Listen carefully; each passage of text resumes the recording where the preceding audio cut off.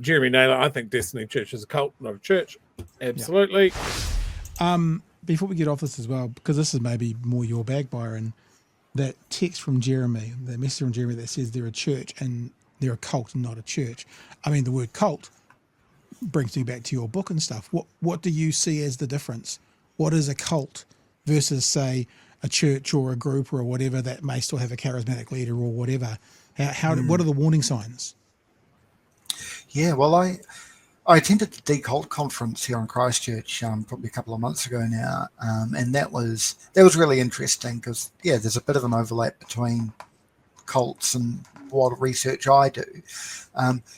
A lot of these people researching cults would use the term like high control organizations, like organizations that have a lot of high control over their members. So, in some of these smaller religious sects that we may not necessarily think of as cults, it could be, controlling the relationships that people have with anybody outside the church, controlling what media they consume, controlling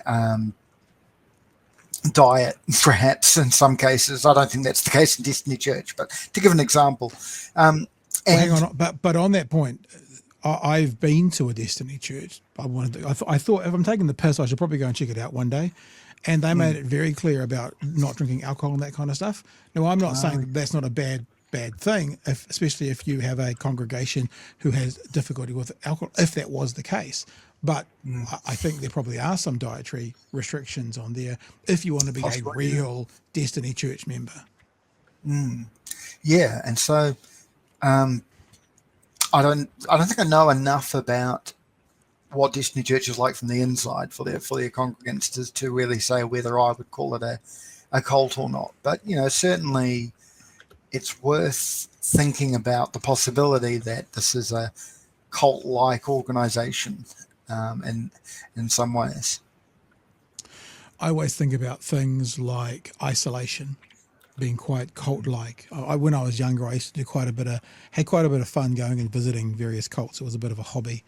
And you'd get love bombing. All of a sudden, you'd have 9 best friends from one visit to a location. And then you'd find out that all of those people were living together because they started to then move together. And then there was control from the top. Like I've spoken to people who have been in churches where you couldn't go on a date with a person without a chaperone. The first time you're allowed to be beside yourself, alone together, was your wedding night. Like, so real control and real that kind of stuff as well.